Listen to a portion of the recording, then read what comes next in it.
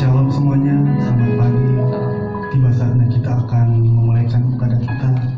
Mari kita siapkan hati kita. Haleluya Tuhan Yesus. Terima kasih Yesus. Terima kasih Tuhan. Engkau baik Tuhan. Haleluya. Haleluya Yesus. Terima kasih.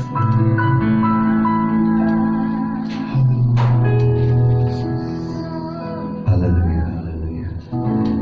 Puji syukur kami panjatkan kepadamu ya Allahku, Allah semesta alam, Allah pencipta dunia ini, Allah yang mendalam atas kehidupan kami. Terima kasih Tuhan. Haleluya, haleluya. Kami bersyukur pagi hari ini kami boleh ada Tuhan. Semua tidak luput Tuhan dari pertolongan-Mu, semua tidak luput Tuhan dari kasih-Mu yang senantiasa mengalir dalam kehidupan kami Tuhan. Haleluya. Terima kasih Tuhan, terima kasih. Tidak ada kata lain yang bisa kami ucapkan selain terima kasih Tuhan, Engkau baik buat kami. Haleluya, haleluya. Roh Kudus, terima kasih.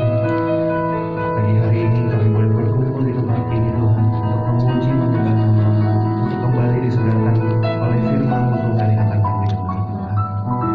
Kiranya Tuhan persekutuan kami pagi hari ini Tuhan boleh berkenan di hadapan-Mu Tuhan. Persekutuan pagi hari ini Tuhan Yesus boleh memberikan sukacita, kedamaian juga Tuhan. Jiwa kami boleh kembali disegarkan Tuhan dengan persekutuan ini Tuhan.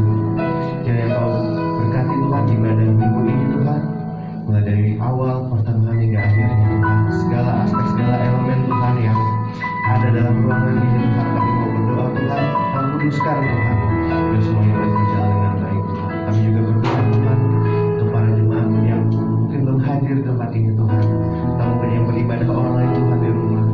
Biar Tuhan urapan-Mu boleh turun sama buat kami Tuhan Yesus. Biar kuasa-Mu Tuhan boleh kami rasakan Tuhan. Jika jemaat yang dalam perjalanan boleh Kau tibakan di depan dengan selamat Tuhan. Terima kasih Tuhan. Biar Tuhan pengurapan-Mu boleh turun atas kami Tuhan. Jemaat pelayan Tuhan Yesus yang ambil bagian dalam ibadah ini Tuhan. Biar kami boleh satu hati dalam melayani Engkau Tuhan. Terima kasih Tuhan. Terima kasih. Kami mau habiskan, kami mau mulai ibadah ini hanya di dalam nama Tuhan Yesus Kristus. Haleluya. Haleluya.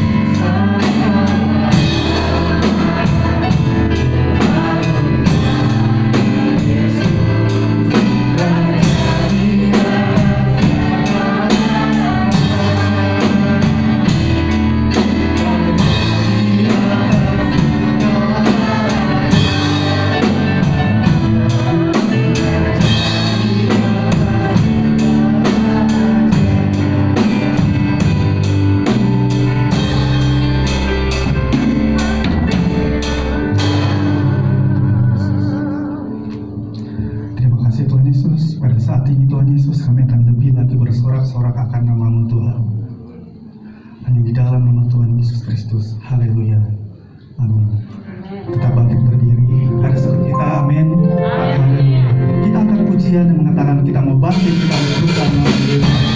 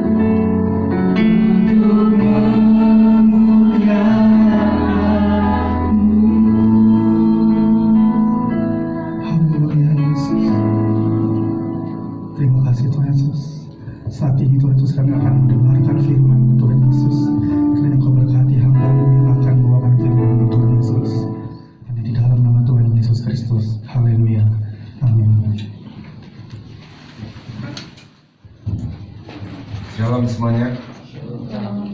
Puji Tuhan, salam sejahtera dalam kasih Tuhan kita Yesus Kristus.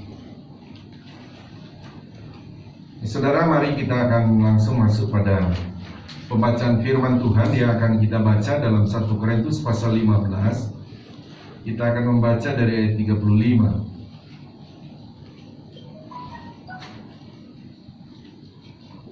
Sebelum kita membaca, saudara, kita masih dalam satu tema tentang kebangkitan Tuhan Yesus Kristus. Nah, kita belajar 3 poin ini, saudara, 3 poin atau 3 pelajaran untuk kita belajar dalam hal kebangkitan Tuhan Yesus. Kita sudah belajar pertama tentang kebangkitan Tuhan Yesus adalah pelajaran pertama kita sudah bahas lalu adalah Yesus itu benar-benar bangkit. Ya, dikarenakan saudara, saya sudah jelaskan lalu bahwa ada konspirasi daripada imam-imam di Bait Allah dan juga para tentara-tentara Romawi mengatakan bahwa Yesus itu tidak bangkit. Sementara Yesus setelah bangkit itu pun masih disaksikan oleh ribuan orang yang menyaksikan bahwa dan bertemu dengan dia. Nah, itu saudara kita sudah bahas lalu. Dan pelajaran yang kedua, saudara, mengenai kebangkitan Yesus, kita melihat kepada para murid-murid pada waktu itu bahwa setelah Yesus sudah naik ke sorga, mereka mengajarkan tentang kebangkitan, di mana mereka Yerusalem itu, saudara, dan telah dipenuhi dengan berita-berita bohong tentunya mengenai Yesus tidak bangkit, tetapi sebagai orang yang percaya kepada Yesus yang bangkit itu, mereka punya tanggung jawab, mereka punya niat untuk mengajarkan kepada orang-orang yang telah menerima berita itu. Dan pada akhirnya orang-orang yang mendengar mereka percaya bahwa Yesus itu betul-betul atau benar-benar sudah bangkit, dan mereka mengajarkan terus itu, ya, sehingga Yerusalem berubah menjadi orang yang tadinya tidak percaya Yesus bangkit, mereka jadi percaya Yesus itu bangkit. Bahkan bukan hanya di Yerusalem, dia keluar sampai ke Asia Kecil, mereka terus beritakan Yesus itu bangkit, dan banyak orang jadi percaya Yesus bangkit. Nah, poin yang ketiga, saudara, pelajaran yang ketiga yang akan kita bahas adalah mengenai ada kebangkitan orang mati. Ya, tadi saya 2 poin itu menyangkut tentang Yesus yang bangkit. Tapi poin yang ketiga kita akan bahas dalam pelajaran ini adalah ada kebangkitan orang mati yang di luar Yesus, ya. Ada kebangkitan orang mati yang juga yang saya maksudkan di sini tentang kebangkitan orang mati di akhir zaman. Ya, di akhir zaman, ya. Oke, sebelum kita akan membahas lebih dalam, saudara, kita memulai dulu pembacaannya. Pembacaan dari ayat yang ke-35 sampai 51. Mari kita bangkit berdiri, agak panjang ini. Ya, di lantai bawah juga bangkit berdiri, dan jemaat Tuhan yang mengikuti ibadah online kita juga bangkit berdiri dan gantian membacanya. Perikopnya di sana adalah tubuh manusia sesudah dihidupkan kembali dari kematian. Itu perikop dalam bahasa Indonesia masa kini, maksudnya saya mengambil di situ. Jadi saudara mungkin menggunakan terjemahan yang lembaga Alkitab juga sama, tapi yang lalu, ya. Kalau saya baca nanti di sini adalah tentang masa kini. Tetapi mungkin ada orang yang bertanya, bagaimanakah orang mati dibangkitkan? Dan dengan tubuh apakah mereka akan datang kembali?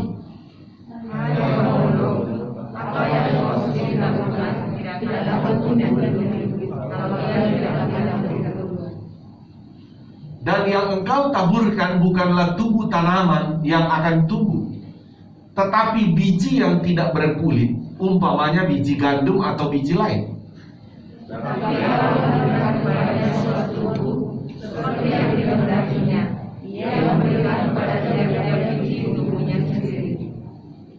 Bukan semua daging sama. Daging manusia lain daripada daging binatang, lain daripada daging burung, lain daripada daging ikan.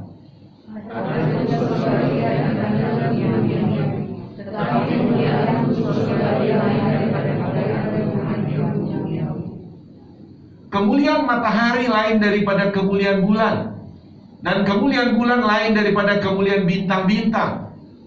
Dan kemuliaan bintang yang satu berbeda dengan kemuliaan bintang yang lain.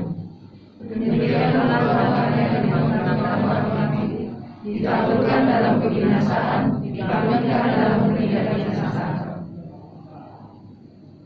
Ditaburkan dalam kehinaan, dibangkitkan dalam kemuliaan. Ditaburkan dalam kelemahan, dibangkitkan dalam kekuatan. Yang ditaburkan adalah tubuh rohaninya, yang dibangkitkan adalah tubuh rohaninya. Jika ada tubuh rohaninya, maka ada tubuh rohaninya.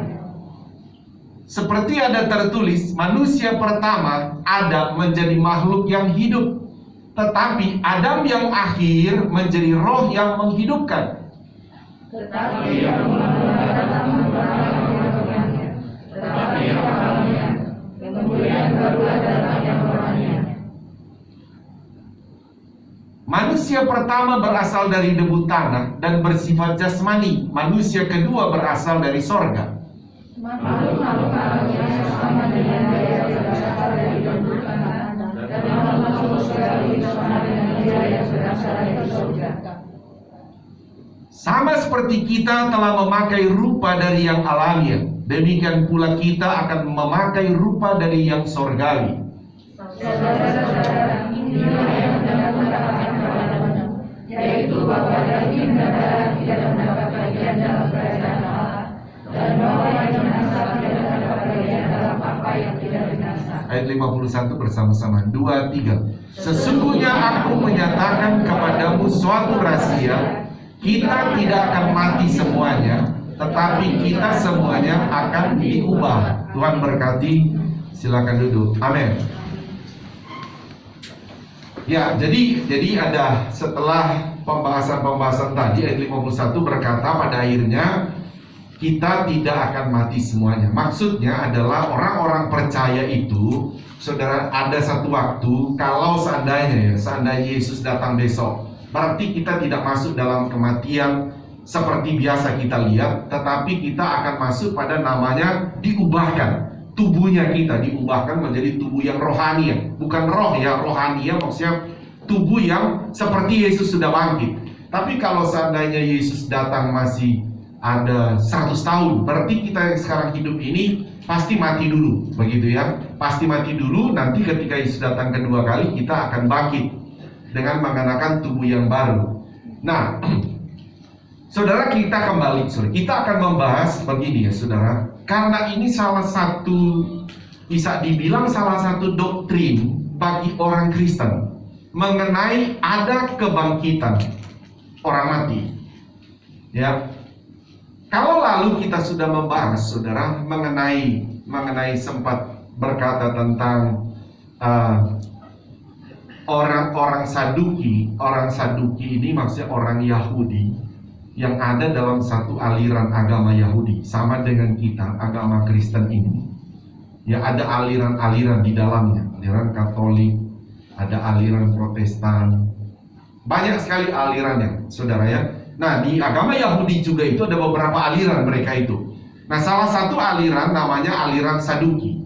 Ya, aliran Saduki yang ada di dalam agama Yahudi itu, mereka itu adalah orang yang tidak percaya adanya kebangkitan. Mereka tidak percaya. Jadi aliran ini pokoknya dia hanya percaya orang kalau sudah mati sudah selesai hidupnya, tidak ada namanya kebangkitan. Itu bagi aliran orang Saduki. Nah, makanya saudara, salah satu aliran Saduki ini kan mereka juga punya orang namanya Sanhedrin, atau mereka ada di kelompok yang 70 tua-tua Yahudi atau di agama Yahudi ini, saudara, atau saya bilang tua-tua yang berkonspirasi dengan tentara Romawi itu. Mereka itu juga yang menekankan supaya kamu harus kasih tahu, bilang kepada orang-orang bahwa Yesus tidak bangkit. Kenapa saudara? Karena kalau berita ini tersiar, itu ajaran mereka itu akan dengan sendirinya akan gugur, begitu. Ajaran daripada orang-orang Saduki ini, bahwa tadi mereka mengajarkan tidak ada kebangkitan, tapi kenapa sekarang kok ada yang bangkit? Nah, gitu saudara. Ya, nah, oke, kita kembali sehingga saudara, kalau kita melihat hal-hal ini, saudara, saya bilang menjadi salah satu doktrin dalam agama Kristen, ya, bahwa kebangkitan itu di mana Yesus sudah bangkit, itu juga menjadi pelajaran bagi kita bahwa sesungguhnya ada kebangkitan juga bagi baik orang percaya dan tidak percaya. Di akhir zaman akan ada kebangkitan. Ya, sehingga mari kita mulai membahas, saudara, dari ayat 35 tadi. Ayat 35 berkata bahwa mungkin ada orang, tetapi mungkin ada orang yang bertanya, bagaimanakah orang mati dibangkitkan? Kan begitu. Dan dengan tubuh apakah mereka akan datang kembali? Nah, kita lihat bahwa bagaimana ini ada pertanyaan ini dikarenakan di latar belakangi itu pelajaran atau ajaran daripada Saduki tadi. Orang Saduki sudah mengajarkan tidak ada kebangkitan. Sehingga ketika Rasul Paulus mengajarkan kebenaran firman Allah bahwa ada kebangkitan orang mati, sehingga orang-orang ini meresponi, bagaimana bisa? Orang sudah mati, gimana bangkitnya? Begitu ya. Gimana caranya dia mau bangkit? Nah, dalam hal ini, saudara, kebangkitan ini dikatakan begini, ayat 36, bodoh sekali kalau saudara menanam benih. Saya baca di terjemahan bahasa Indonesia masa kini. Coba di sini. Hai orang bodoh, apa yang engkau sendiri taburkan tidak akan tumbuh dan hidup kalau ia tidak mati dahulu. Nah, Paulus membawa di dalam sebuah pandangan dulu bagi mereka dalam perumpamaan tentang sebuah tanaman atau biji-bijian, ya, supaya mereka lihat, karena orang Israel ini, saudara, mereka punya penghasilan terbesar zaman dulu, saudara, adalah atau pemasukan negara mereka itu hanya dua, saudara, pertanian dan peternakan paling besar pada waktu itu. Nah, kesempatan ini Paulus memberikan satu perumpamaan bagi mereka. Bagaimana kalau kamu menanam satu biji, ya? Apakah itu biji apa? Dibilang tadi gandum atau apapun, saudara, itu pasti dia mati dulu. Dikasih perumpamaan begini, tanam dulu ke sana, dia mesti mati dulu, dia kubur dulu. Dan bagaimana dia hidup lagi? Itu maksud pendekatan supaya bagaimana kalian tuh lihat tuh. Itu Tuhan sudah buat sedemikian rupa dan dia tumbuh lagi, bukan benih itu, tetapi dia tumbuh yang baru. Nah, itu sebuah perumpamaan coba dianalogikan oleh Rasul Paulus kepada pendengar pada waktu itu, orang-orang Yahudi. Ayat 37. Dan yang engkau taburkan bukanlah tubuh tanaman yang akan tumbuh, begitu ya. Tapi dia bilang juga, tapi ini bukan tubuh tanaman yang, dari situ dia tumbuh ya, bukan lagi datangnya dari situ.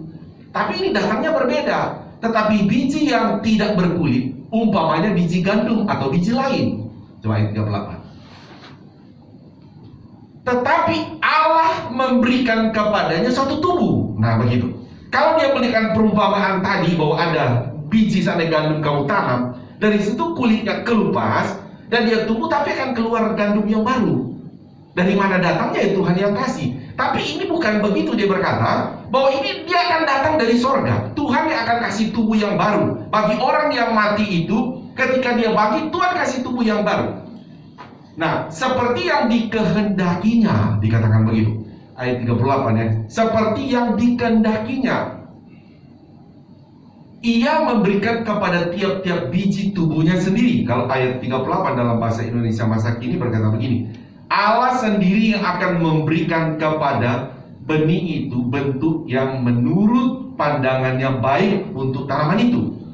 Untuk setiap macam benih Allah memberikan bentuk tanamannya sendiri-sendiri. Tetapi dikatakan ayat 39, coba lihat, bukan semua daging sama. Sampai 41 ya. Lain daripada daging manusia, lain daripada daging binatang, lain daripada daging burung, lain daripada daging ikan. Ayat 40. Sebelum saya lanjut begini, memang diberikan macam-macam perumpamaan, pendekatan-pendekatan, saudara, analogi demi analogi, karena orang pada waktu itu sulit memahami bagaimana orang bisa bangkit. Mungkin bagi kita sekarang ya dan amin, kita percaya saja. Tetapi bagaimana juga kita akan memikirkan bagaimana tubuh ini akan jadi nantinya. Soalnya itu akan sulit. Karena tubuh orang mati itu sudah dikubur, 1 hari dia masih ada, 2 hari masih ada, 3 hari masih ada, 4 hari mulai membusuk dia. Nah begitu. 5 hari apalagi, terus. Lama-lama dia kembali, saudara, jadi debu. Nah, di dalam logika berpikir, gimana orang mau dapat tubuh lagi? Kan begitu, saudara. Nah, sehingga ini tentu menjadi sebuah pertanyaan demi pertanyaan, saudara. Dan bagaimana juga ini adalah menjadi sanggahan demi sanggahan untuk dari aliran orang Saduki itu mengenai tidak ada kebangkitan. Minta ayatnya lagi terus. Ada tubuh surgawi dan ada tubuh duniawi. Tetapi ya, kemuliaan tubuh atau keindahan tubuh surgawi lain daripada keindahan tubuh duniawi atau kemuliaan duniawi, lain. Jadi memang lain. Jadi arti begini, saudara. Tadi saya bilang sampai 41 baru saya akan jelaskan. Kemuliaan matahari lain daripada kemuliaan bulan, dan kemuliaan bulan lain daripada kemuliaan bintang-bintang. Atau kemuliaan ini juga bisa saudara baca dengan keindahan, atau keindahan matahari lain daripada keindahan bulan. Keindahan bulan lain daripada keindahan bintang-bintang, dan keindahan bintang-bintang yang satu berbeda dengan keindahan bintang-bintang lain. Balik ayat 40. Nah, kita akan jelaskan begini, saudara. Ada tubuh dikatakan surgawi. Ini kita bicara mengenai kebangkitan ya, kebangkitan nanti ya, kebangkitan orang mati yang nanti, bukan yang ada di Alkitab. Ada kebangkitan Lazarus, dia mati, bangkit, mati lagi. Nah, ini bukan kebangkitan itu yang diceritakan. Ini adalah mengenai kebangkitan akhir zaman. Ya, ada kebangkitan di akhir zaman ini terhadap orang-orang yang mati. Entah dia orang mati percaya dalam Yesus, ataukah dia orang mati tidak percaya kepada Yesus. Pasti ada kebangkitan. Tetapi dua-dua yang bangkit itu, firman Allah berkata, itu kemuliaannya berbeda, keindahannya berbeda, katanya begitu. Berbeda dengan orang yang akan masuk surga, dengan orang yang bangkit akan dihukum. Beda dia. Makanya dikatakan, saudara, ada tubuh surgawi dan ada tubuh duniawi. Begitu. Dua-dua yang bangkit ini nantinya dua-dua tidak mengalami kematian lagi. Setelah kebangkitan ini, orang itu akan hidup kekal. Roh jiwa manusia sebetulnya, saudara, memang semenjak dia lahir sudah tak ditaruh oleh Tuhan roh jiwa pada seseorang. Orang itu sudah mengalami kehidupan kekal. Hanya saja tubuhnya itu mati. Maksudnya kalau dia mengalami kematian, itu hanya tubuhnya saja yang mati. Tapi roh jiwanya itu bersifat kekal. Tidak ada kematian roh jiwa. Terus dan terus. Makanya roh jiwa ini, saudara, nantinya kita mengalami kebangkitan nanti, dibilang kebangkitan, baru dalam roh jiwa kita itu diberikan tubuh yang baru. Nah, tubuh yang baru ini, saudara, ya, sama-sama lagi tubuh ini tidak akan ada lagi namanya kematian. Semua hidup kekal selama-lamanya. Ya. Nah, sekali lagi dikatakan bahwa kalau tubuh ini, saudara, nanti kita tidak ada namanya lagi, saudara, apalagi kita orang percaya kalau bangkit. Tidak ada namanya lagi divaksin, tidak ada. Sudah tidak ada. Karena sudah tidak ada penyakit lagi nanti kita di sorga. Tidak ada. Tidak ada lagi kita, saudara, batuk-batuk. Tidak ada lagi kita, saudara, mengalami kelaparan. Tidak ada. Sekalipun orang masih bisa makan, tapi dia makan bukan karena kelaparan.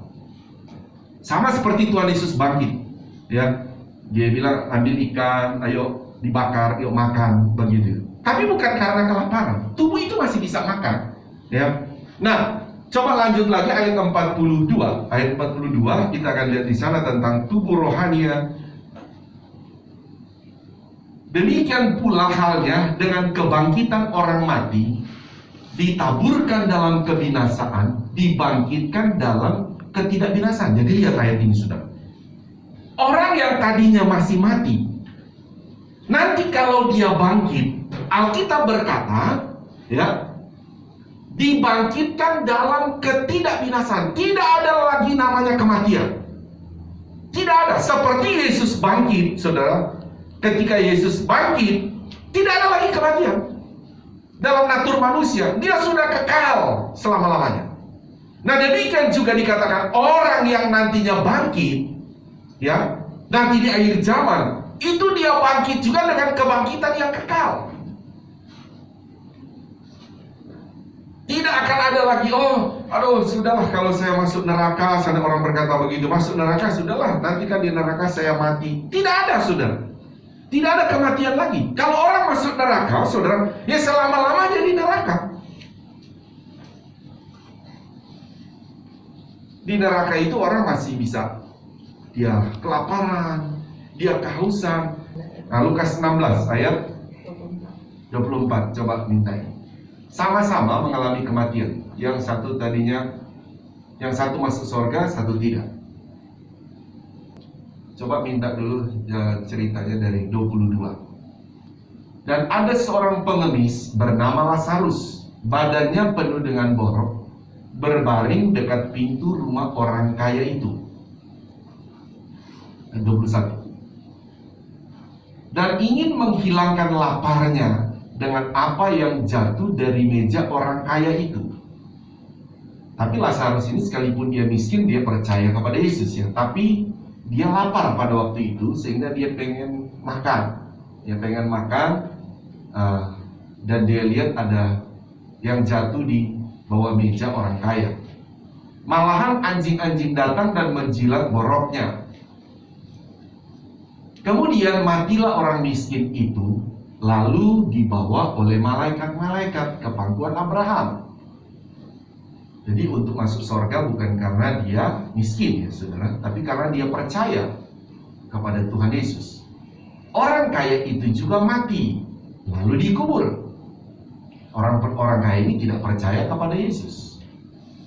Dan sementara ia menderita sengsara di alam maut, ia memandang ke atas. Ya, orang kaya ini di alam maut, di neraka ini ya.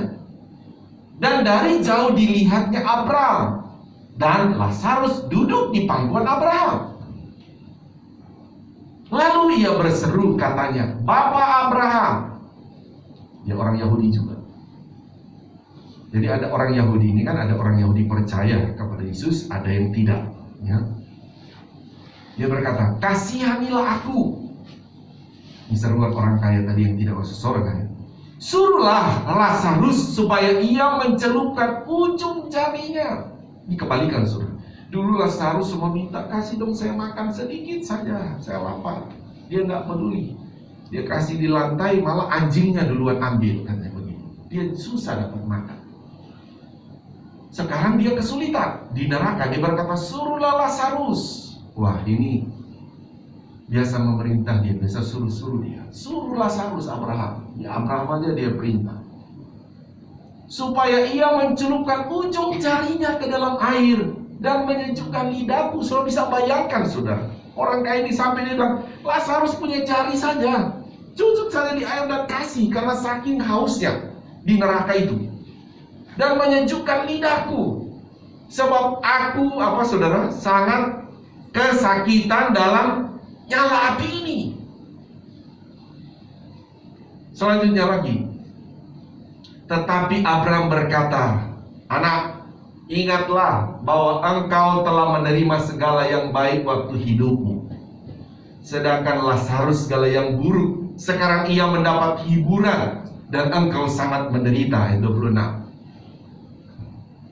"Selain daripada itu di antara kami dan engkau terbentang jurang yang tak terseberangi antara neraka dan surga." Terbentang jurang yang tidak bisa orang lewat ke sana, tidak bisa orang menyeberang satu dengan yang lain. Dari neraka tidak bisa ke sorga, dari sorga tidak bisa ke neraka juga. Begitu. Selanjutnya, supaya mereka yang mau pergi dari sini kepadamu ataupun mereka yang mau datang dari situ kepada kami tidak dapat menyeberang. Ayat 27. Kata orang itu, "Kalau demikian, aku minta kepadamu Bapa, supaya engkau menyuruh dia ke rumah ayahku." Waduh, sekarang dia baru menyesal. Orang kaya ini waktu dia masih hidup, dia tidak peduli dengan keluarganya. Dia biarkan keluarganya. Sekarang baru dia masuk neraka, dia tahu, dia bilang sulitnya, bahwa benar ternyata orang tidak percaya Yesus masuk neraka. Saya sudah membuktikannya. Tapi dia minta tolong kepada Abraham, suruh kepada Lazarus, tolong bilang kepada ayah saya, karena dia tidak mau ayahnya, dia tidak mau keluarganya masuk neraka. Tolong bilang kepada mereka, bagi pengertian. Ayat 28. "Sebab masih ada 5 orang saudaraku." Dia sayang akan 5 orang. Sayangnya sudah timbul rasa kasihan, rasa sayang kepada keluarga setelah masuk neraka. Harusnya dia masih hidup, dia sayang sama keluarganya. supaya ia memperingati mereka, supaya Lazarus pergi ke 5 saudaranya itu untuk peringatkan mereka dengan sungguh-sungguh agar mereka jangan masuk kelak ke dalam tempat penderitaan ini. Dia berkata begitu. Mungkin dia merasa, biarkan saja, saya sudah begini, tapi tolong jangan keluarga saya. Karena dia tahu keluarganya juga tidak percaya pada Yesus. Itu maksudnya. Dan tolong bilang kepada mereka. Ayat 29. Tetapi kata Abraham, ada pada mereka kesaksian Musa dan para nabi. Maksudnya ada pada mereka. Musa sudah tulis tentang kesaksian, tentang Yesus, tentang Mesias. Mereka harus percaya kepada Alkitab itu. Mereka harus percaya tentang Mesias itu. Baiklah mereka mendengarkan kesaksian itu. Ayat 30. Jawab orang itu, tidak Bapak Abraham, tetapi jika ada seorang yang datang dari antara orang mati kepada mereka, mereka akan bertobat. Oh, berarti ini keluarganya ini juga adalah orang-orang yang aliran Saduki. Karena mereka tidak percaya adanya kebangkitan. Mereka tidak percaya ada kebangkitan. Orang Saduki itu hanya berpikir, kami kalau sudah hidup, mau hidup mewah, mau hidup miskin, mati ya selesai. Tetapi sekarang si orang kaya bilang, ternyata betul kata firman Allah, betul kata Rasul Paulus, ada kebangkitan orang mati. Tolong kasih tahu sama keluarga saya, supaya mereka tinggalkan itu ajaran Saduki. Percaya bahwa ada kebangkitan seperti Yesus bangkit. Tetapi dia berkata, siapa tahu Abraham, ada orang yang sudah mati datang kepada mereka, mereka pasti percaya. Karena kan orang-orang Saduki juga percaya tentang Abraham. Jika seorang yang datang dari antara mereka, antara orang mati kepada mereka, mereka akan bertobat. Jadi keluarganya ini kan seperti itu, karena tidak percaya ada kebangkitan orang mati. Si orang kaya ini berharap, biarlah ada orang mati yang mereka kenal, izinkan bangkit datang kepada mereka, baru mereka percaya. Ayat 31. Tidak dipenuhi tapi ya, kata Abraham kepadanya, jika mereka tidak mendengarkan kembali lagi kesaksian Musa dan para nabi, maksudnya harus percaya ke apa kata Alkitab. Kalau Alkitab sudah bilang ada kebangkitan, ya ada kebangkitan. Jangan tunggu ada orang mati bangkit lagi, turun dari sorga, terus baru dipercaya. Tidak boleh. Mesti percaya apa kata Alkitab. Itu maksudnya, kata Abraham. Ya, mereka tidak juga akan mau diyakinkan, sekalipun dengan kitab Musa itu, mereka tidak juga akan mau diyakinkan, sekalipun oleh seorang yang bangkit dari antara orang mati. Ayat 32. Yesus berkata kepada murid-muridnya, tidak mungkin tidak akan ada penyesatan, tetapi celakalah orang yang mengadakannya. Ini menuju kepada orang-orang Saduki itu. Mereka berkata tidak ada kebangkitan. Nah sekarang buktinya, sekarang ada keluarga kalian sudah mati dan ternyata tidak masuk ke surga. Jadi Yesus mau menekankan, hei, ada kebangkitan orang mati. Hanya saja yang satu Lazarus mati masuk surga, bangkit masuk surga, yang satu mati bangkit masuk neraka. Nah sehingga bagi kita saudara, dalam pelajaran tentang kebangkitan Tuhan Yesus, kita sedang diajar oleh Tuhan bahwa sesungguhnya ada kebangkitan orang mati. Ya. Nah selanjutnya lagi saudara, dikatakan ayat 47 sampai 50 kembali kepada Korintus tadi. Korintus saudara, ayat 47 di sana dikatakan begini. Saya minta di sana saja, karena ini tempat saya melihat yang terjemahan bahasa Indonesia masa kini. Manusia pertama berasal dari debu tanah dan bersifat jasmani. Manusia kedua berasal dari sorga. Makhluk-makhluk alamiah sama dengan dia yang berasal dari debu tanah, dan makhluk-makhluk sorgawi sama dengan dia yang berasal dari sorga. Jadi di sini sedang mengajarkan kita saudara bahwa mulai dari urutan dia memberikan perumpamaan tentang benih, Rasul Paulus juga memberikan perumpamaan beda tubuh kita dengan tubuh binatang, begitu saudara. Nah selanjutnya juga dikatakan bagaimana makhluk-makhluk sorgawi, ada makhluk sorgawi para malaikat-malaikat, saudara. Ya, nah dikatakan bahwa kita juga akan menjadi, nantinya kita akan menjadi makhluk sorgawi. Haleluya saudara. Kita akan menjadi makhluk surgawi. Kita bukan hidup di dunia ini nantinya. Ingat saudara bahwa begini, ketika ada kebangkitan, firman Allah berkata begini, ada yang diangkat, dibawa pergi, ada yang ditinggal. Dalam perumpamaan begini, ada 2 orang di tempat tidur, berarti bicara suami istri, di tempat tidur 2 orang, yang satu dibawa, diangkat, satu ditinggal. Wah, ini berarti ada suami istri, yang satu yang mungkin karena percaya Yesus, yang satu tidak. Berarti nanti dia tinggal, yang percaya Yesus masuk. Baru ada 2 orang di ladang, begitu ya, di ladang, maksudnya di pekerjaan. Ya mungkin dia dengan teman, dia bekerja, yang satu di bawah, satu ditinggal. Itu pada saat Tuhan datang kedua kali ya. Ada juga orang sedang memutar batu kilangan, bekerja juga katanya. Tapi yang satu juga di bawah, satu ditinggal.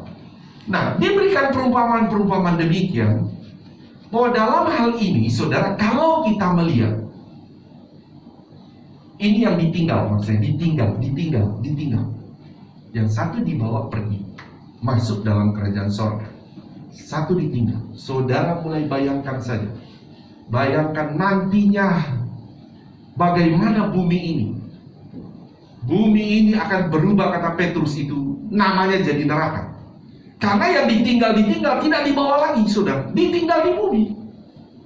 Ditinggal di bumi. Nah, sementara orang yang ditinggal di bumi ini, dia yang sudah bangkit punya tubuh juga sama dengan kita sekarang. Tapi bedanya saja dia sudah kekal. Hanya yang dirasakan seperti kita. Begini saudara, kita sekarang kena duri saja, aduh teriak. Begitu saudara. Iya, kena apa saudara? Peniti saja kita teriak, sakitnya luar biasa. Macam-macam. Tapi itu saudara kekal.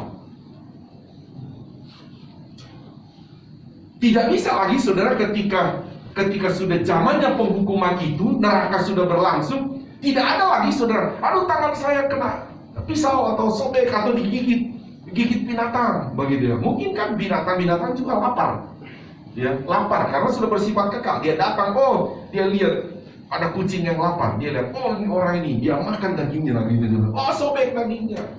Nggak bisa kita bilang, aduh cari dokter dulu, cari dokter. Tidak ada, sudah tidak ada tim medis bekerja saat itu, sudah tidak ada lagi.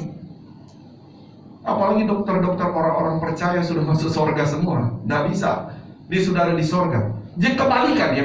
Di neraka ini, ketika orang, karena di dalam kitab Matius ada juga binatang-binatang dalam neraka ya saudara. Dia bisa menggigit juga, begitu. Nggak bisa ke dokter. Di sini banyak penyakit yang masih beredar. Sementara kebalikan, kalau orang yang masuk surga, dia bangkit, dia masuk surga, saudara, itu tidak ada lagi kelaparan, tidak ada lagi kecelakaan, tidak ada lagi saudara sakit penyakit. Kita tidak lagi direpotkan untuk di booster lagi gitu saudara, antivirus tidak ada lagi. Tidak ada. Di langit bumi yang baru itu betul-betul tidak ada penyakit apapun. Jadi itu yang Yesus mau beritahu kepada kita dalam sebuah pelajaran yang ketiga, bahwa ada kebangkitan orang mati, dan bagaimana kita bangkit itu nanti tinggal dalam kerajaan surga yang kekal. Dan ini tentu harus menjadi satu pengharapan iman bagi kita, yang saya katakan bahkan menjadi salah satu doktrin bagi orang percaya. Kalau gereja-gereja yang benar, pasti ada doktrin ini, saudara. Ada doktrin tentang ada kebangkitan orang mati. Entah dia mati masuk dalam neraka atau mati bangkit masuk surga. Yang jelas percaya ada kebangkitan orang mati, seperti Tuhan Yesus sudah bangkit. Nah, sebelum saya lanjut saudara, coba kita lihat dulu saudara, Yohanes 5 ayat 28 sampai 29. Mari bangkit berdiri untuk kita baca ini. Yohanes 5 ayat 28. Mari baca bersama-sama, 2 ayat soalnya sampai 29 ya. 1, 2, 3. Sebab saatnya akan tiba bahwa semua orang yang di dalam kuburan akan mengenal saya. Dan mereka yang telah berbuat baik akan keluar dan akan menjadi hidup yang kekal. Tetapi mereka yang telah berbuat baik akan Amin. Tuhan berkati, silakan gitu ya. Jadi Yohanes memberikan penjelasan. Ya, memberikan penjelasan bahwa memang akan ada orang, dikatakan satu waktu nanti ketika Tuhan Yesus sudah bersuara, saatnya engkau bangkit, begitu ya. Semua orang yang sudah mati itu bangkit. Firman Allah berkata, dia akan bangkit. Yang satu memang akan terima pahala masuk surga, yang satu dihukum. Itu tentang kebangkitan. Paulus juga saudara mengajarkan. Kisah Rasul 17 kita lihat. Kisah Rasul 17 ayat 22 sampai 32. Panjang ayatnya ya. Bergantian ya. Paulus pergi berdiri di atas Areopagus dan berkata, "Hai orang-orang Athena, aku lihat bahwa dalam segala hal kamu sangat beribadah kepada dewa-dewa. Sebab ketika aku berjalan-jalan di kota melihat barang-barang sejarah, aku menjumpai juga sebuah mesbah dengan tulisan, kepada Allah yang tidak dikenal. Apa yang kamu sembah dan apa kebenaran, itulah yang diberitakan pada kamu." Allah yang telah menjadikan bumi dan segala isinya, Ia yang adalah Tuhan atas langit dan bumi, tidak diam dalam kuil-kuil buatan tangan manusia. Dan juga dari ayat-ayat manusia, seolah-olah Dia yang kurang apa-apa, karena Dialah yang memberikan hidup dan nafas segala sesuatu kepada semua orang. Dari satu orang saja Ia telah menjadikan semua bangsa dan umat manusia untuk mendiami seluruh muka bumi dari Adam ya. Dan Ia telah menentukan musim-musim bagi mereka dan batas-batas kediaman mereka, supaya mereka mencari Dia dan mudah-mudahan menjamah dan mendekat pada Dia, walaupun Dia tidak jauh dari kita masing-masing. Sebab di dalam Dia kita hidup, kita bergerak, kita ada, seperti yang telah juga dikatakan oleh pujangga-pujanggamu, sebab kita ini dari keturunan Allah juga. Karena kita berasal dari keturunan Allah, kita tidak boleh berpikir bahwa keadaan manusia sama seperti emas, perak, atau batu, ciptaan kesenian dan keahlian manusia. Perhatikan ya, ayat 30. Dengan tidak memandang lagi zaman kebodohan, maka sekarang Allah memberitakan kepada manusia bahwa di mana-mana semua mereka harus bertobat. Ayat 31. Karena Dia menetapkan suatu hari pada waktu Dia dengan adil akan menghakimi dunia oleh orang yang telah menentukannya. Sesudah yang memberikan kepada semua orang suatu bukti tentang hal itu dengan membangkitkan Dia dari antara orang mati. Ya, sampai ayat 32 bersama-sama ya. 2, 3. Ketika mereka mendengar tentang kebangkitan orang mati, maka ada yang mengejek dan yang lain berkata, "Lainlah kali saja kami mendengar engkau berbicara tentang hal itu." Haleluya saudara. Kita lihat ketika Rasul Paulus saudara, mereka masuk ke Athena, dikatakan tadi bahwa mereka melihat orang-orang di sana sebetulnya menyembah, dia percaya sesuatu dewa-dewa. Tetapi di antara patung-patung, jadi mereka kalau menyembah mesti ada patung ini, patung kesuburan, patung apalah begitu macam-macam ya. Nah, ada satu patung katanya tidak ada nama. Pokoknya mereka datang sembah saja. Nah, ketika Paulus melihat ini patung tanpa nama dan mereka tidak tahu juga itu patung apa, Paulus memanfaatkan itu menjadi satu perumpamaan. Dia bilang, patung yang kamu sembah ini saya tahu dia. Oh, mereka tanya siapa dia? Nah, dia beritakan itulah Tuhan Yesus yang sudah bangkit. Itu maksudnya Paulus. Padahal sebenarnya bukan patung itu. Paulus hanya memanfaatkan itu supaya dia bisa masuk. Ya, supaya orang itu jadi percaya, kan begitu. Nah, inti dari Rasul Paulus pemberitaan itu yaitu di ayat 32 tadi, saudara. 31, 32 tadi. Bagaimana dia berkata bahwa ada kebangkitan. Dia yang membangkitkan orang yang mati nantinya.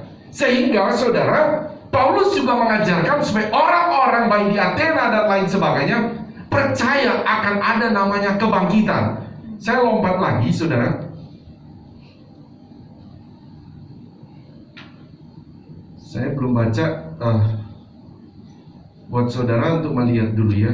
Matius dulu, Matius 22 ayat 23. Gantian juga ya. Saya ayat 23. Pada hari itu datanglah kepada Yesus beberapa orang Saduki yang berpendapat bahwa tidak ada kebangkitan. Mereka bertanya kepadanya, Musa mengatakan bahwa jika seorang mati tidak dalam tangan, saudaranya harus kawin dengan istrinya dan memberikan keturunan bagi saudaranya. tetapi di antara kami ada 7 orang bersaudara. Yang pertama kawin, tetapi kemudian mati. Dan karena ia tidak mempunyai keturunan, garis bawahi keturunan ya, karena kita akan bahas sedikit ini, ia meninggalkan istrinya itu bagi saudaranya. Demikian juga yang kedua dan ketiga sampai dengan masa yang ketujuh. Dan akhirnya sesudah mereka semua, perempuan itu pun mati. Jadi yang 7 laki-laki mati, perempuan ini juga mati.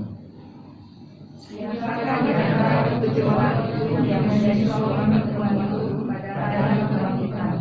Sebab mereka semua telah menyaksikan dia. Yesus menjawab mereka, kamu sesat, sebab kamu tidak mengerti kitab suci maupun kuasa Allah. Karena pada waktu kebangkitan orang tidak tahu dan tidak dilakukan, melainkan hidup seperti malaikat di surga. Tetapi tentang kebangkitan orang-orang mati, tidakkah kamu baca apa yang difirmankan Allah ketika ia bersabda, Akulah Allah Abraham, Allah Ishak, dan Allah Yakub. Ia bukanlah Allah orang mati, melainkan Allah orang hidup. Amin, sampai di situ dulu. Jadi ini lucu ini orang-orang Saduki ini. Mereka percaya tentang Abraham, Ishak, Yakub. Mereka sangat percaya tentang Abraham, Ishak, Yakub itu sudah di sorga, sudah hidup di sana. Tapi mereka tidak percaya ada kebangkitan. Makanya Yesus bilang, kamu itu aneh ya. Kamu percaya tentang Abraham, Ishak, Yakub, masa sama firman-Nya yang Yesus ajarkan kamu tidak percaya? Itu maksudnya ya. Jadi saya bawa dulu begini. Saudara, ini kan cerita tadi begini. Jadi katanya ada suami istri, terus ternyata si suami ini meninggal tanpa anak. Nah, sehingga yang istri ini nikah lagi atau diambil oleh seandainya adiknya lagi nikah sama perempuan ini. Terus sampai ke-7 ternyata tidak ada keturunan. Dia meninggal. Siapa menjadi suaminya? Sebelum saya bahas di sana, saudara harus tahu begini, karena ada cerita ini, orang Yahudi itu, orang Yahudi dulu ya, saudara, ini cerita ini kan sudah 2000 tahun lalu. Saudara harus memahami budayanya, adatnya bagaimana 2000 tahun lalu. Sudah berbeda dengan sekarang. Tapi ini tentu budaya adat yang dulu. Budaya dulu mereka menjadi satu adat bagi mereka. Kalau orang Yahudi menikah, kalau dia tidak punya anak, terus suaminya sudah meninggal, wajib dia punya kakak adik ini nikahkan lagi untuk menjaga keturunan orang Yahudi.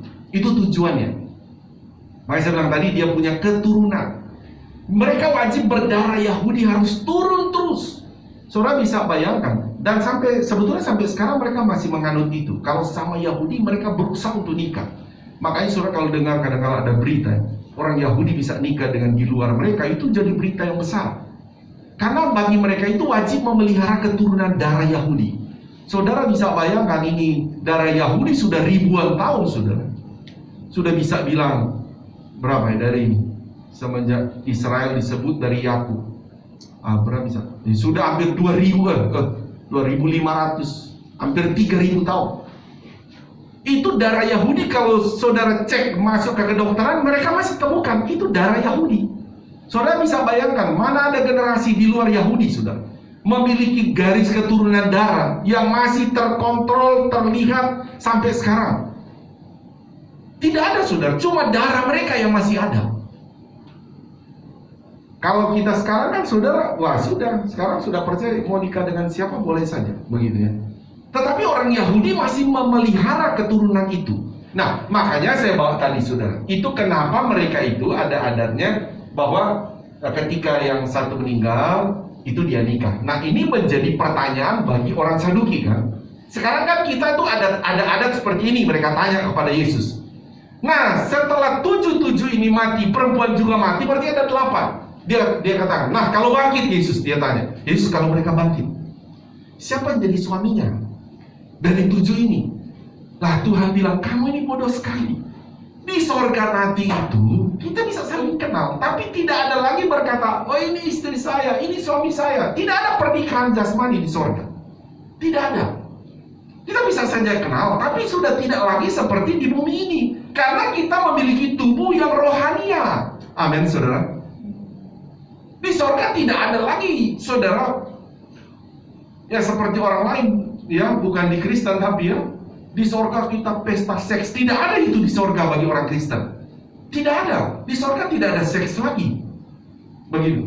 Sudah hidup di mana dikatakan hidup yang rohania, punya tubuh tapi tidak ada itu. Nah, sehingga orang-orang Saduki baru sadar mereka, oh seperti itu ya. Ya. Jadi kita kembali, saudara, bahwa bagaimana Yesus mengajarkan tadi dikatakan bahwa bagaimana ketika orang itu sebetulnya mati, ya, ingat bahwa Yesus juga berhadapan dengan ajaran-ajaran Saduki ini yang pengikutnya pada waktu itu banyak sekali. Untuk merubah cara pandang mereka dan merubah iman mereka yang tadinya beriman tidak percaya ada kebangkitan. Dan bagaimana Yesus harus mengajarkan, bagaimana Paulus juga harus mengajarkan bahwa sesungguhnya ada kebangkitan, dan itu sangat penting. Itu sangat penting. Sekarang ini saudara, banyak juga orang yang kadang-kadang percaya pokoknya orang kalau mati ya selesai, udah selesai. Dia merasa, oh kalau sudah mati mah, wah senang, sudah selesai. Iya kalau masuk surga. Kalau tidak, bagaimana? Kita mungkin melihat kalau orang percaya mati, ya sesuai kata firman Allah, pasti dia seperti Lazarus, justru bersuka cita. Tapi percaya Yesus, amin saudara, percaya Yesus. Tapi bagaimana kalau dia tidak percaya Yesus dan dia mati? Dia akan hidup kekal juga, tapi hidup kekal dalam neraka. Satu kesulitan yang luar biasa. Dan firman Allah yang memberitahu kepada kita, ada namanya kebangkitan orang mati di akhir zaman. Kalau Yesus sudah bangkit dan dia mengenakan tubuh yang rohania, bukan roh ya, bukan rohania. Jadi ada tubuh tapi semua aktivitas pikiran, aktivitas imajinasi, semua rohani. Begitu saudara. Semua rohani ketika orang yang sudah bangkit nanti. Tidak ada niat lagi jahat, tidak ada niat lagi membenci, tidak akan ada timbul di situ. Tidak ada. Jadi itu yang Yesus mau katakan, bahwa supaya tentu orang yang percaya juga, kita melihat Yesus yang sudah bangkit, di mana firman Allah juga mengajarkan bagi kita. Saudara, apakah kita nanti, kalau Tuhan Yesus datang besok hari, seandainya besok, berarti kita masuk pada golongan diubahkan kitanya. Tubuh kita diubahkan menjadi tubuh yang rohania. Ada tubuh tapi sudah diubahkan sama Tuhan. Datang dari sorga katanya. Bukan lagi datang dari Adam. Kita sekarang masih mengenakan tubuh yang datang dari Adam. Begitu saudara. Tapi nanti ketika Tuhan kalau datang besok hari kita masih ada, Tuhan ganti tubuh kita, saudara, menjadi tubuh yang datang dari sorga. Karena Tuhan itu bisa mengadakan tidak ada menjadi ada. Dia bisa merubah itu. Nah, tubuh kita bisa diubahkan. Nah, bagaimana orang-orang yang sudah mati, yang kita sudah kenal? Kalau besok Tuhan datang, mereka juga akan dibangkitkan oleh Tuhan. Dikasih lagi tubuh. Yang percaya kepada Yesus dapat tubuh yang baru. Tubuh yang rohani, masuk ke surga. Yang tidak percaya kepada Yesus bangkit juga. Bangkit juga, tetapi tinggal di bumi. Tidak dibawa ke surga. Nanti bumi ini berubah menjadi neraka. Begitu saudara. Berubah jadi neraka. Nah, sebab itu melalui pelajaran yang ketiga bagi kita tentang ada kebangkitan orang mati, biarlah pelajaran ini memupuk iman kita, ya, bahwa bagi orang percaya, kalaupun dia mati sebelum Tuhan datang, akan ada kebangkitan bagi dia, masuk surga. Amin. Dan bagi kita yang masih hidup, sama seperti poin yang kemarin kita bahas, kita juga harus punya tanggung jawab memberitakan tentang Injil kebangkitan itu. Beritakan kepada orang lain bahwa ada namanya kebangkitan orang mati. biarlah orang itu bangkit kelak nanti. Maksudnya jangan pergi beritakan di kubur ya. Ya, pada orang-orang yang masih hidup ya. Belajarkan kepada orang masih hidup ya, supaya kalau dia percaya Yesus, kalau dia mati, dia akan ada kebangkitan dan dia masuk surga. Itu penting, saudara. Itu penting karena itu juga menjadi satu pengharapan iman bagi orang percaya, bahwa kalau ada kematian orang percaya, kita juga menghibur dia. Pasti akan ada kebangkitan. Dia masuk surga yang kekal. Amin. Puji nama Tuhan, demikian pelajaran firman Tuhan saat ini. Ya, oke, Tuhan berkati kita. Saya percaya kita jemaat Tuhan, kalau Tuhan Yesus datang masih 100 tahun, kalau kita mati, kita akan bangkit bersama Tuhan Yesus di sorga. Amin. Tuhan Yesus berkati. Mari kita bangkit berdiri, saudara. Demikian pelajaran yang ketiga tentang kebangkitan Tuhan Yesus yang kita sudah pelajari. Kita tunduk kepala, kita berdoa. Bapa di sorga, dalam nama Tuhan Yesus Kristus, kami bersyukur buat pelajaran bagi kami saat ini ya Tuhan, mengenai kebangkitan. Tumbuhkan iman percaya kami ya Tuhan, bahwa ada namanya kebangkitan di akhir zaman. Lebih daripada itu, Roh Kudus, biar kami ya Tuhan mengajarkan juga kepada orang lain. Jangan sampai seperti peristiwa Lazarus dan orang yang kaya. Tuhan, ketika dia ingin, orang kaya ini ingin menyelamatkan keluarganya, tetapi dia sudah tidak bisa lagi karena dia sudah di neraka.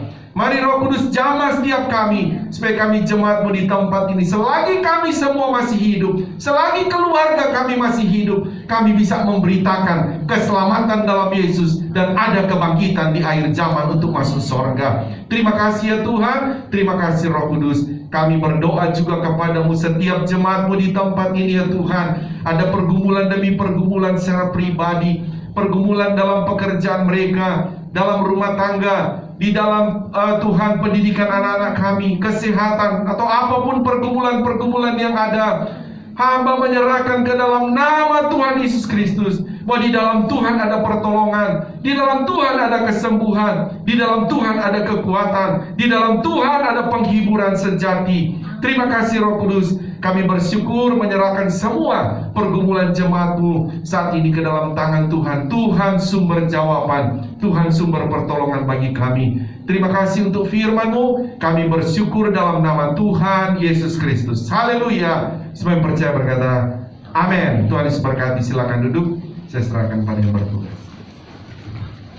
Terima kasih juga kepada Bapak Gembala yang telah membawakan firman Tuhan. Terima kasih atas segenap pelayan yang bertugas, WL Singers, pemain musik, multimedia, petugas protokol kesehatan, dan serta jemaat yang datang saat ini. Kita sama-sama melayani Tuhan. Dan untuk pengumuman, untuk persembahan operasional dapat ditransfer ke rekening BCA 128 145 5872 atas nama Dedi Chandra Dinata.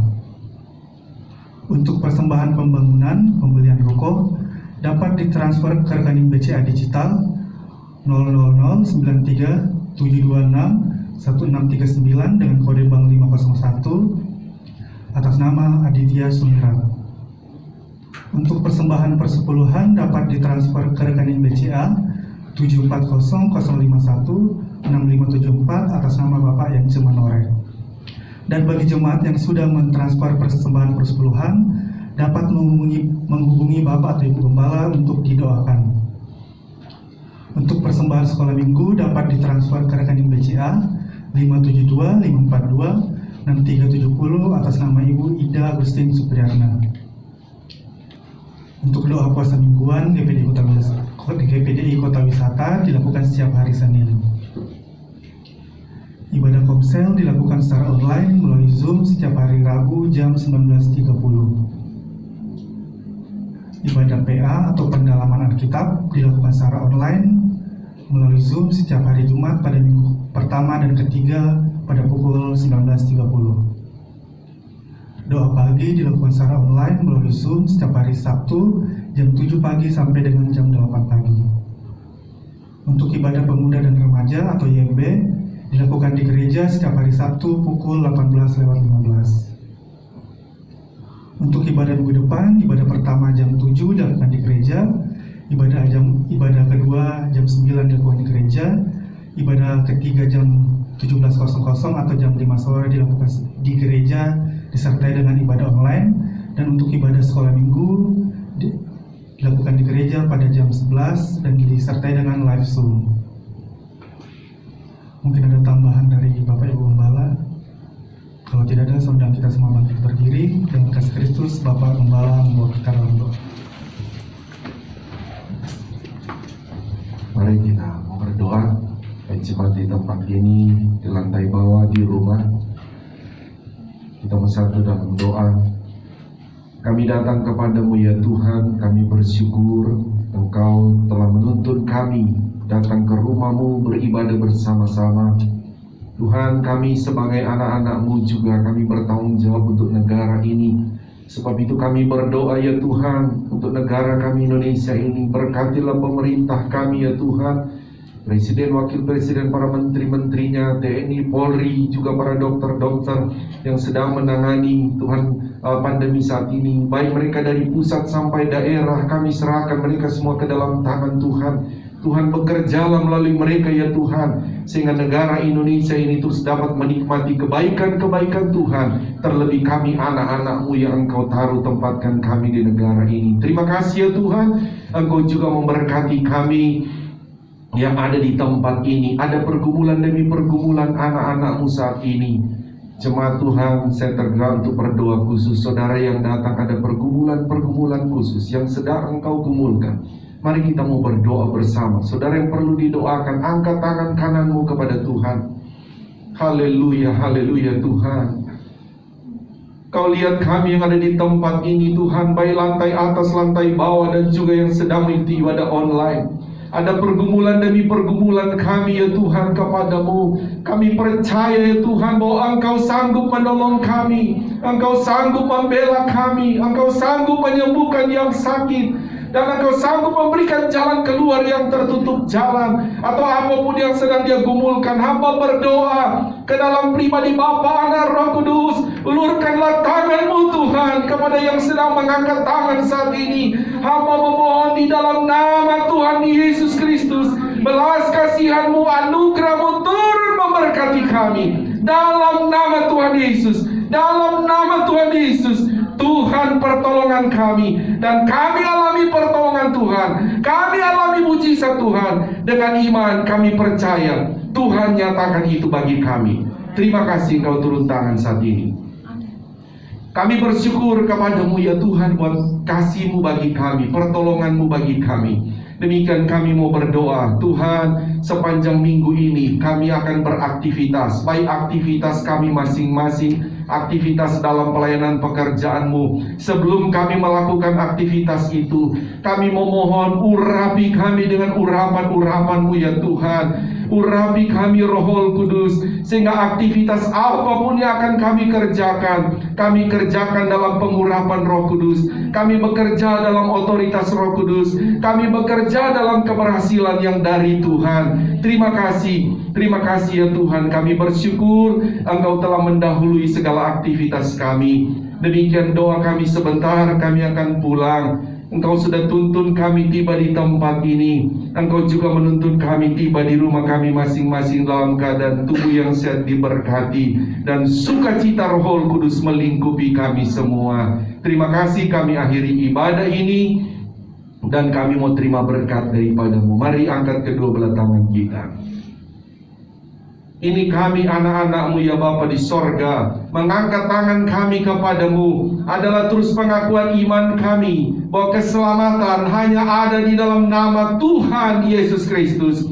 Engkau juga yang menjadi sumber segala sumber berkat bagi kami. Mohon memberkati kami dengan berkat-berkat rohani yang luar biasa. Juga mohon berkati kami dengan berkat-berkat jasmani secara luar biasa. Akhirnya saudaraku, terimalah berkat daripada Allah Bapa, cinta kasih sayang daripada Tuhan Yesus Kristus, penghiburan, persekutuan, kuat kuasa, urapan-urapan baru dari Roh Kudus memenuhi, memberkati kita semua saat ini sampai Maranatha. Tuhan Yesus Kristus datang kembali menjemput kita semua. Taruh tangan di dada, naikkan pujian ini.